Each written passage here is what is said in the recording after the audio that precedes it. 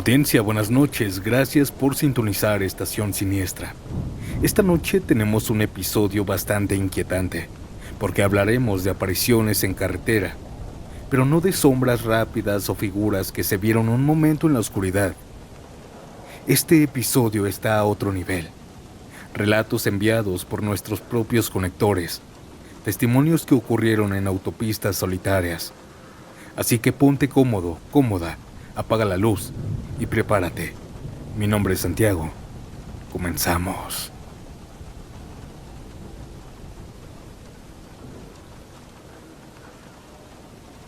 Esto que voy a contarles nos pasó a mi esposo y a mí hace algunos años, cuando planeamos un fin de semana para ir a visitar a mi mamá que vivía en Xochitepec, Morelos. Nosotros somos de la Ciudad de México, así que cada que vamos tenemos que agarrar carretera. No es algo que hagamos seguido, pero esta vez queríamos sorprenderla. Salimos temprano, pero entre el tráfico y paradas para cargar gasolina o comer se nos hizo un poco más tarde de lo planeado. No era tan noche, eran aproximadamente las 7:30, pero ya estaba oscuro. Pasando la zona de Coajomulco, el paisaje cambia mucho. Ya no hay casas, ya no hay tiendas, ya no hay civilización. Solo carreteras, árboles y tramos largos completamente solos. Recuerdo que íbamos escuchando música, tranquila. Yo iba viendo por la ventana porque siempre me ha dado una tranquilidad enorme viajar en carretera. Esa noche se sentía muy solitaria. Iba cantando en voz baja, viendo pasar los árboles. Y de repente, de la nada, salió una muchacha a lo lejos. Mi esposo frenó fuerte, quedamos al frente de ella.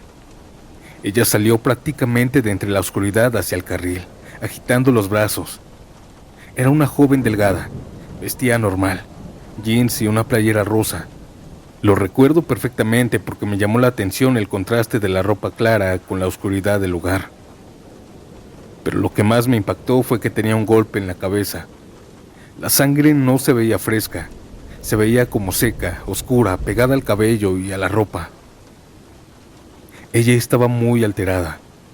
Se acercó a la ventana y casi llorando nos dijo: "Por favor, ayúdenme, marquen a las autoridades, nos volteamos más adelante". Su voz era desesperada. Mi esposo se orilló y yo le pregunté dónde estaba el carro. Nos señaló hacia adelante, diciendo que estaban más adelante, que ella había corrido varios minutos buscando ayuda, pero que no había encontrado nada hasta que vio nuestras luces. Decía que su esposo estaba inconsciente al igual que sus hijos, que no quería que les pasara algo. Su voz se escuchaba entrecortada, estaba llorando. Mi esposo le dijo que subiera, que fuéramos al accidente para ayudar, pero ella no quería subir. Solo repetía que marcáramos a la patrulla, a la ambulancia, a quien fuera, pero que la ayudáramos. Yo intenté tranquilizarla, pero no permitía que la tocáramos. Hacía frío y le ofrecía una chamarra, pero se movía hacia atrás, como si no quisiera contacto. Mi esposo llamó al 911, dio el kilómetro exacto en donde nos dijo aquella muchacha. Explicó que había una volcadura cerca de ahí. Mientras tanto, la muchacha caminaba de lado para otro, alterada, llorando, diciendo que fuéramos a ayudarlos rápido. Le insistimos en que se subiera al carro, pero ella dijo que no. Le dijimos que ya habíamos pedido ayuda, que fuéramos para allá, pero parecía no entender. De pronto dijo que iría a buscar más ayuda, que intentaría encontrarse con los paramédicos en el camino, y salió corriendo, hacia la oscuridad justo por en medio de la carretera. Mi esposo y yo nos quedamos viendo sin entender. Arrancamos y avanzamos hacia donde ella nos había dicho que estaba el accidente. Yo iba muy nerviosa. Le dije a mi esposo que regresáramos por la chica, que estaba oscuro, que no se veía nada, que estaba en shock y no pensaba con claridad. Al principio él me dijo que no, que primero fuéramos al accidente, pero insistí tanto que al final dio la vuelta. Regresamos despacio por el tramo donde la habíamos visto, pero nada, ni un rastro.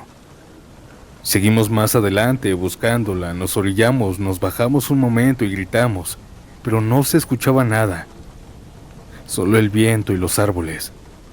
Buscamos por gran parte de la carretera, buscamos entre los árboles unos minutos más, pero nada. Pasaron como 15 o 20 minutos en total buscándola, hasta que vimos una ambulancia pasar a toda velocidad hacia adelante. Pensamos que tal vez ya la habían recogido, así que decidimos seguir a la ambulancia. La seguimos varios kilómetros hasta que llegamos al lugar del accidente, y ahí estaba el carro, volcado, con las luces de emergencia parpadeando. Ahí ya habían patrullas, conos, personal acordonando la zona. Nos orillamos. Desde lejos vimos cómo los paramédicos sacaban a las personas del carro volcado. Primero a un hombre, luego a 2 niños, todos inconscientes, todos manchados de sangre.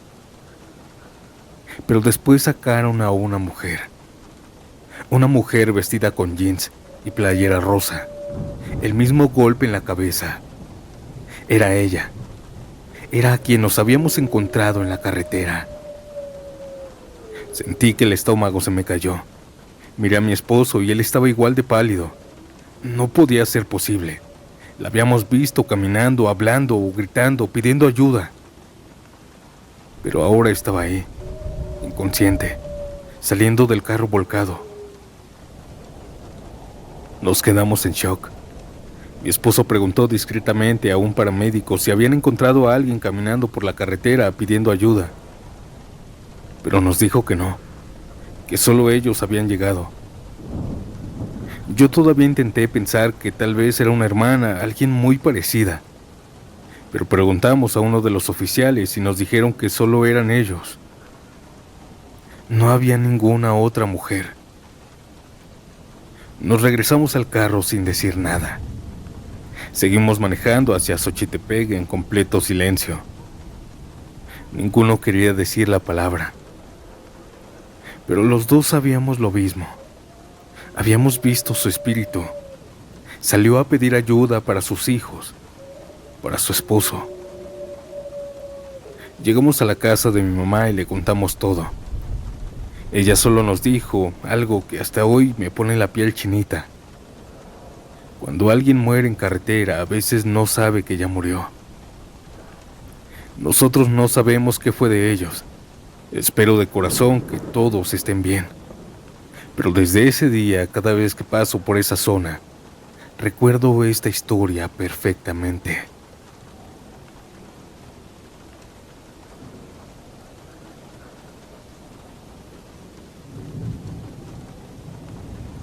¿Ustedes creen en el charro negro? Mi nombre es Homero y déjenme contarles un encuentro que tuve con este ente, con esta leyenda. En ese entonces tenía 38 años y trabajaba junto con mi compañero Julián, haciendo entregas industriales. Viajábamos mucho por carretera. A veces él manejaba y cuando se cansaba era mi turno. Llevaba 1 año con él como compañero y yo llevaba más de 10 años trabajando en la empresa. Claro que habíamos tenido encuentros paranormales. Claro que nos habían asustado. Sombras en la carretera, sonidos extraños, figuras que ves en la oscuridad. Pero nada parecido a esto. Eran alrededor de las 4 de la madrugada. Habíamos salido del centro de Guanajuato y queríamos llegar temprano a Santa Teresa, así que tomamos la carretera Guanajuato-Silao. A esa hora la carretera está prácticamente sola, solo uno que otro tráiler o camión de carga. Yo iba manejando una camioneta blanca de la empresa. Julián iba de copiloto. La carretera estaba despejada y, siendo honestos, íbamos algo rápido, unos 120 kilómetros por hora, quizá un poco más. No había tráfico y queríamos llegar un poco antes. Íbamos platicando cosas del trabajo, riéndonos de un cliente que siempre nos molestaba. El ambiente era normal, relajado, hasta que un ruido que escuchamos nos distrajo. Fue un relinchar, fuerte, pero no lejano. Se escuchó como si el caballo estuviera con nosotros. Julián y yo nos quedamos callados al mismo tiempo. Volteamos a ambos lados de la carretera, pero no había nada. Solo oscuridad y el asfalto iluminado por las luces. Pensamos que tal vez el camión que nos había rebasado segundos antes llevaba animales. Nos convencimos de eso, así que seguimos manejando, platicando y riéndonos. Pero unos segundos después, se volvieron a escuchar otro relinchar. esta vez del lado del copiloto, más cerca, mucho más cerca. Julián volteó hacia la ventana de golpe. Yo miré por el retrovisor, pero no se veía nada. La carretera estaba completamente sola. Intentamos tranquilizarnos diciendo que quizá alguna bocina estaba en algún punto de la carretera, algún sonido extraño que el viento arrastraba. Intentamos pensar eso, pero entonces empezó algo peor. Se escuchó el galope, claros golpes de casco contra el pavimento, uno tras otro, como si un caballo viniera corriendo detrás de nosotros. Mi corazón empezó a acelerarse. Miré el retrovisor central, pero no se veía absolutamente nada. Sin embargo, en el espejo lateral del lado del conductor, de mi lado, algo comenzó a notarse. Una sombra. Al principio pensé que era un efecto de luz, pero no. Era la silueta de un caballo. Venía acercándose rápido. El sonido del galope era claro, fuerte, constante, y entonces lo vimos. Aquel caballo se emparejó con la camioneta. Era completamente negro, grande, más grande de lo normal. Encima iba vestido un hombre vestido de charro, todo de negro, con detalles dorados en el pantalón, y llevaba un poncho que le cubría el pecho y la espalda. Sombrero ancho, perfectamente colocado, espalda recta. Era como si la velocidad y el aire que pegaba no significara nada. Al verlo yo me quedé petrificado. Lo miré de arriba abajo. Y lo más extraño, lo más aterrador, era que el caballo galopaba pero no tocaba el suelo. Sus patas se movían en el aire, como si corriera, pero no había impacto contra el pavimento. Sin embargo, también se escuchaba el galopar. Era algo muy raro que ni siquiera sé cómo explicarles. Julián empezó a decir groserías. Yo sentí un miedo enorme y gigantesco y mi única reacción fue apretar el acelerador. Subimos a 130, 140, 150 kilómetros por hora. La camioneta vibraba por la velocidad, pero el charro seguía ahí, corriendo junto a nosotros, a la misma velocidad. A veces giraba lentamente el rostro hacia la ventana, pero no se distinguía bien su cara, solo sombra bajo el sombrero. Julián empezó a gritarle, a insultarlo, como si fuera una persona normal. Yo también, nervioso, empecé a decirle de cosas, pero no se iba. Por más que acelerara o frenaba, no se iba. No se quedaba atrás, no se adelantaba, solo galopaba junto a nosotros. Mis manos, mis pies, todo mi cuerpo estaba sudando. Temblaba del miedo y la desesperación al ver aquel ente a mi lado era muy, muy fuerte. Julián empezó a rezar en vez de maldecir. No gritaba ya, solo rezaba, en voz baja. Yo ya no hablaba. Quería soltar el volante, pero no lo hice. Solo manejaba. Pasaron quizá 1 o 2 minutos, pero se sintieron eternos. Y de pronto, el charro inclinó ligeramente el cuerpo hacia adelante, como si le indicara al caballo que acelerara. Y en tan solo un segundo, nos rebasó. Pero no como algo normal. Parecía deslizarse sobre el aire. Se fue hacia el frente. Lo vimos alejarse por el camino y así como apareció, desapareció. El silencio regresó. Yo bajé la velocidad y mis piernas temblaban. Julián estaba pálido. Nos miramos, me orillé, apagué el motor y nos quedamos dentro de la camioneta respirando fuerte. Nos vimos las manos, estábamos temblando. No fue mi imaginación, ¿verdad?, Julián me dijo. Yo solo negué con la cabeza. Ambos estábamos blancos. Nunca en mi vida había sentido un miedo enorme, un miedo así. No era miedo normal, era un miedo profundo.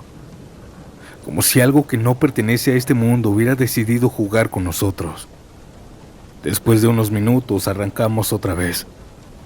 En Guanajuato se habla mucho del charro negro.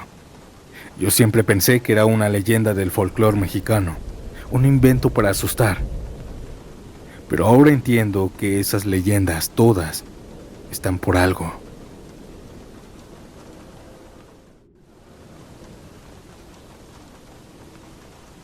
Audiencia, antes de continuar con el episodio, si te está gustando, déjame un like y comenta a qué hora te atreves a escuchar estas historias en carretera. Ahora no los interrumpo más y sigamos con el siguiente relato bastante inquietante. Continuemos.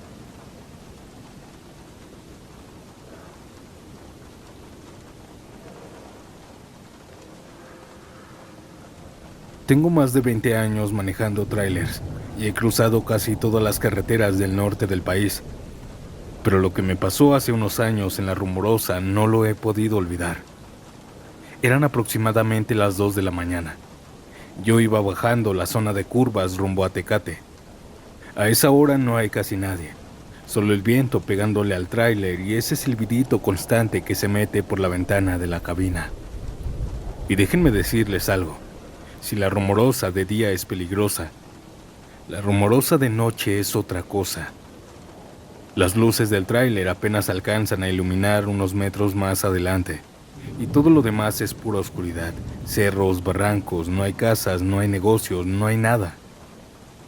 Yo iba concentrado, bajando con cuidado porque esa zona no perdona errores. Pero justo bajando por una curva a la orilla del acotamiento vi una silueta. Una mujer, sola, quizá unos 23 años, vestida con un vestido muy corto, con escote y zapatillas largas, sin suéter, sin chamarra, solo con una bolsa. Sin duda alguna era una servidora, ya saben de qué. Y hacía frío, un frío que calaba, pero ella parecía no tener. Estaba ahí, en la orilla, esperando a que la recogieran. Lo primero que pensé fue, ¿qué hace esa mujer aquí en plena madrugada? Esa no es zona de bares, no es zona donde trabajen mujeres, es pura carretera sin alumbrado. Yo seguí unos metros, pero algo me hizo frenar junto a ella. No sé si fue morbo, no sé si fue costumbre, pero me orillé. Desde adentro le abrí la puerta. Ella caminó despacio y se subió sin decir nada. Ni buenas noches, ni gracias, nada. Solo se sentó y cerró la puerta. Yo arranqué. De reojo la observaba. Era delgada, blanca, pálida de verdad. Tenía ojeras como si no hubiera dormido en días. El maquillaje parecía mal puesto, corrido un poco de los ojos. Ella solo miraba al frente, fija, sin parpadear casi. Esperé que dijera algo, cuánto me iba a costar, a dónde iba, cosas de ese estilo. Pero nada. Solo se quedó en silencio. Encendí la radio para romper la tensión. Se prendió, pero solo se escuchaba estática. Moví la estación, pero nada. Intenté conectar mi música por Bluetooth. La pantalla se encendía, pero no reproducía nada. Pensé que era mala señal. Apagué la radio. Silencio otra vez. Un silencio pesado. Intenté hablarle. ¿De dónde viene, muchacha? Necesita ayuda. ¿Le pasa algo? Pero no respondió. ¿A dónde la llevo? Nada. No me dijo nada. Solo miraba al frente. Empecé a sentir un frío extraño dentro de la cabina. Miré el tablero, la calefacción estaba encendida, pero el aire que se sentía no era un frío normal. Era como si la temperatura hubiera bajado solo de su lado. Mis manos empezaron a sudar. Me estaba sugestionando, pero intenté relajarme. Quise orillarme para empezar el trabajo de ella, ya saben. Comencé a bajar la velocidad y entonces habló. Una sola palabra me dijo. Sigue. No volteó a verme, no cambió de tono, solo dijo eso. Sigue. Pensé que le había pasado algo, que algún camionero o algún trailero la había dejado botada hasta allá. Es por eso que ya no le insistí en nada y traté de ayudarla. Seguí manejando. La carretera parecía más larga de lo normal. Le invité café de mi termo, pero ella no respondía. Le conté algunas cosas para sacar plática, pero no parecía importarle. Las curvas parecían no terminar.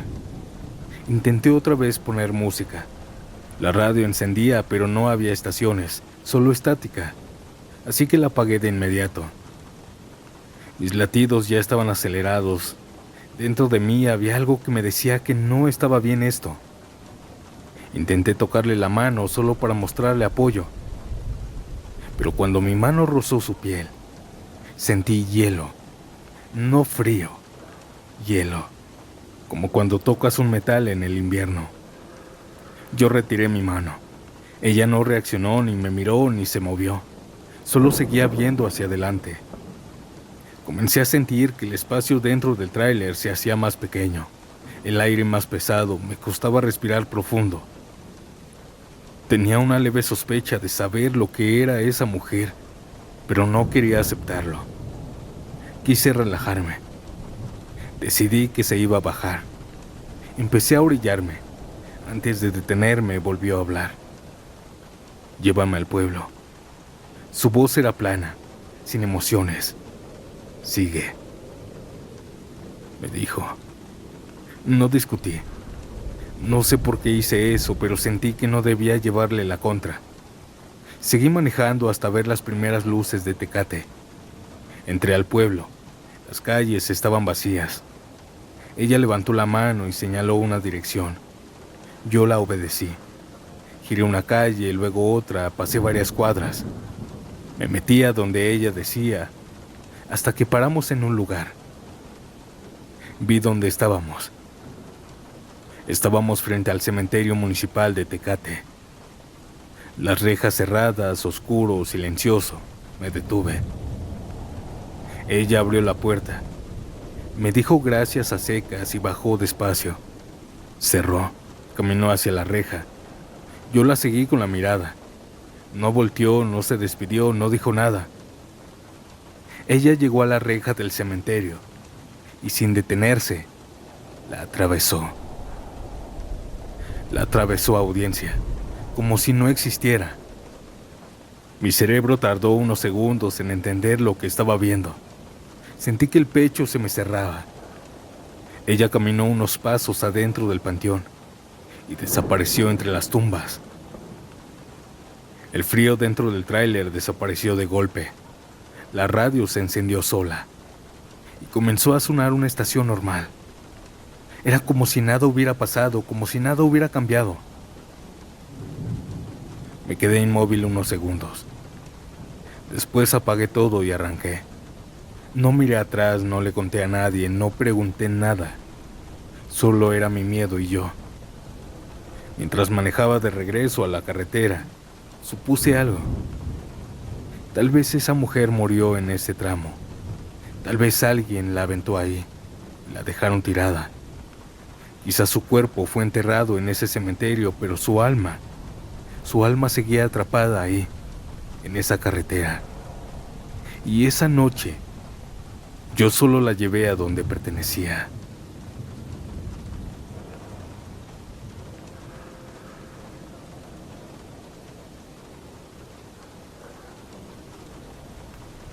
Por ahora quiero mantenerme anonimato, pero tengo 19 años. Esto que les voy a platicar no me pasó a mí. Le pasó a mi tío hace aproximadamente 20 años, en un rancho por la parte de Veracruz, donde vive parte de mi familia. Allá casi todo es sembradío de caña, caminos largos de terracería y pocas casas. De noche se pone completamente oscuro. Antes no habían postes, no había luz, solo lo que alumbraban los faros del carro que él tenía. Mi tío en ese entonces trabajaba de noche. Salía alrededor de las 2:30 o 3 de la mañana. Siempre hacía el mismo recorrido. Se había comprado un Tsuru negro y hasta la fecha aún lo tiene. Ese carro lo conocemos todos en la familia. Esa noche parecía normal. Él ya estaba acostumbrado a manejar por ese camino. Incluso decía que ya se sabía cada bache que había en él. Pero al ir avanzando por un tramo donde a los lados solo habían cañas y nada más, vio algo cruzando el camino. Era un toro muy robusto. Decía que no era cualquier toro, era exageradamente ancho del cuello y del pecho. Pero lo que más le llamó la atención fueron los ojos. Tenía los ojos rojos encendidos, y lo estaba mirando directamente a él. Mi tío bajó la velocidad, no por miedo, porque él siempre ha sido muy incrédulo. Pensó que tal vez era algún reflejo o que el cansancio le estaba jugando una mala pasada. El toro terminó de cruzar el camino y en lugar de meterse a la caña, siguió caminando hacia adelante por el mismo camino, dándole la espalda al carro. Mi tío decidió orillarse, no por miedo, sino para observar mejor y convencerse de que era un animal normal. Así que se quedó viendo. Y ahí fue cuando pasó lo que hasta el día de hoy no puede explicar. Mientras el toro iba caminando, comenzó a verse diferente. Ya no se veía tan ancho. Su cuerpo comenzó a hacerse más delgado. Mi tío pensó que era la distancia, pero no. Dice que literalmente vio cómo ese animal iba caminando, cambiando de forma. Las patas se veían más largas. El lomo ya no estaba encorvado como de toro. En cuestión de segundos, lo que iba caminando ya no era un toro. Era un hombre. Un hombre vestido completamente de negro. Caminaba por el camino de los sembradíos, exactamente por donde segundos antes iba el animal. Mi tío se quedó helado. Dice que el hombre nunca volteó. Solo siguió caminando hacia la oscuridad con tranquilidad, hasta que lo perdió de vista. Mi tío arrancó el carro y se fue sin mirar atrás. Cuando llegó a la casa no dijo nada, pero días después le contó todo a mis abuelos.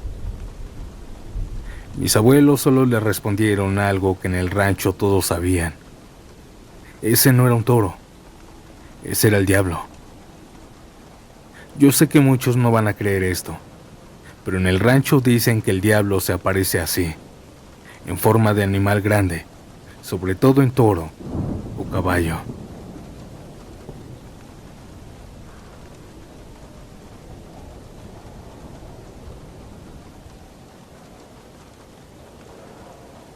Mi nombre es Arturo, y esta experiencia le pasó a mis papás hace unos años.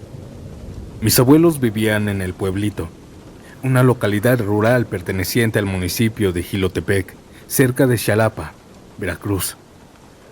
Anteriormente mis papás iban a visitar a mis abuelitos de manera constante, pero en una de tantas visitas, mi abuela le comentó a mi mamá que habían encontrado a un campesino muerto en la parte final del rancho de mi abuelito. Ese campesino era conocido por todos y había salido a ver sus tierras, que eran vecinas a las de mis abuelos. Su familia, al ver que no llegaba a la hora de costumbre, decidió ir a buscarlo. Sí lo encontraron, pero estaba tendido ya en la tierra sin signos vitales. Los primeros argumentos concluyeron que la causa de muerte había sido un paro cardíaco. Posteriormente, las autoridades comenzaron las diligencias para el levantamiento del cuerpo y el traslado al CEMEFO. Pero al llegar a la entrada del rancho de mis abuelos, decidieron reposarlo unos minutos ahí, para después continuar el camino con los trámites correspondientes. Al día siguiente, un familiar había fallecido, y mis abuelos vinieron a Jalapa a asistir al funeral. Después de acompañar un rato, mis abuelos quisieron regresarse al rancho, y aunque mis papás trataron de persuadirlos para que se quedaran en casa, debido a que ya era muy de madrugada para llevarlos hasta allá, no lograron convencerlos, así que emprendieron el camino de regreso. Ellos me dijeron que durante todo el trayecto no hubo ninguna situación fuera de lo común. Llegaron al rancho, y mi papá decidió entrar a la mitad del entronque para dar la vuelta y retornar. Pero durante esa maniobra su auto se apagó, quedando separado justo a la mitad de la entrada. Mi abuelo, mi papá y mi mamá trataron de empujarlo, pero el carro se apesantó más y los esfuerzos no resultaron. Mi papá pensó que había sido una falla mecánica, ya que su auto, Datsun, modelo 78, para aquel entonces ya era considerado una pieza clásica, pero jamás le había pasado una situación así. Fue entonces que decidieron descansar un poco del esfuerzo. Pero en ese momento comenzaron a escuchar unas pisadas. Era como si un grupo de personas vinieran en peregrinación. Pensaron que tal vez se trataba de un grupo de amigos que regresaba de alguna fiesta o algo similar. porque no era recurrente que personas transitaran a esa hora por ahí. Sin embargo, mi mamá vio la posibilidad de que ese grupo de personas pudieran ayudarlos a empujar el carro y retornar a casa. Pero al paso de los minutos, el sonido de las pisadas se fue extinguiendo lentamente, hasta que ya no se percibió nada. Mis papás dedujeron que ese grupo se había ido por algún otro camino. No se espantaron en el momento, pero mi papá, en su último intento por maniobrar con el carro, decidió arrancarlo y mágicamente encendió, permitiendo así dar la vuelta y salir de forma correcta de donde estaba atascado. Ellos dijeron que el coche ya no presentó ninguna otra falla hasta que llegaron a Jalapa. Aunque al paso de los años, platicando sobre ese eco, mis papás y mis abuelos piensan que tal vez el alma de aquel que reposaron en la entrada del rancho fue la que los ayudó a encender el carro nuevamente. O tal vez trataba de dar su último mensaje, debido a su fallecimiento repentino. Tiempo después y en futuras ocasiones que ellos iban para allá, no volvieron a pasar por alguna otra situación así. Sin embargo, es algo que aún me causa intriga y curiosidad en parte. Muchas gracias, audiencia, por escucharme.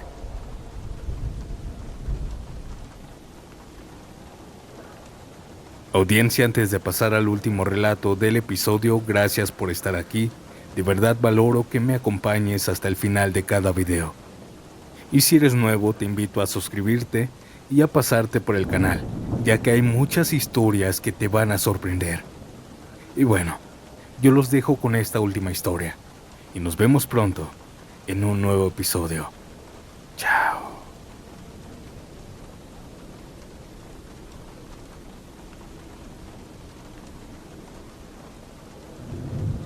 Les voy a contar la primera vez que vi un fantasma. Esto me pasó cuando tenía 17 años. Era la primera vez que mis papás me prestaban el carro para salir de fiesta. Mi papá me lo dio casi con miedo. Me dijo 1000 veces que no tomara, que regresara temprano y que manejara con cuidado. Era un Jetta gris bien cuidado. Yo me sentía grande esa noche. Fuimos a una fiesta por la zona boscosa del Estado de México, rumbo a un tramo que conecta hacia Temascaltepec. No es autopista grande, es carretera con curvas, bosques y muy poca luz. Salimos de la fiesta como a las 3:30 de la madrugada. Yo no había tomado, eso lo tenía claro. Íbamos 3, yo manejando, Diego de copiloto y Marcos atrás. Eran como las 4 de la mañana cuando agarramos el tramo más oscuro. La música iba bajita, ya todos estábamos cansados. Había neblina ligera en algunos puntos. Iba manejando, concentrándome, cuando entonces vi algo. Del lado derecho del acotamiento, un hombre estaba en bicicleta. Iba pedaleando despacio, de espaldas a nosotros. Traía un chaleco naranja, de esos que usan trabajadores o ciclistas para que los vean en la noche. Las franjas brillaban cuando les pegaban nuestras luces. Al principio no me pareció tan raro. Pensé que quizá era alguien que iba a trabajar temprano, aunque eran las 4 de la mañana. Lo fui viendo mientras nos acercábamos, pedaleando, lento, muy recto, sin voltear. No reaccionó cuando nuestras luces lo iluminaron completamente. Se lo señalé a Diego. ¿Ves al de la bici? Sí, me dijo. Ha de estar bien peligroso aquí manejar a esta hora. Marcos también se asomó a verlo. Ya estábamos a unos metros. Yo bajé un poco la velocidad porque me dio miedo, me dio cosa pasarle tan cerca.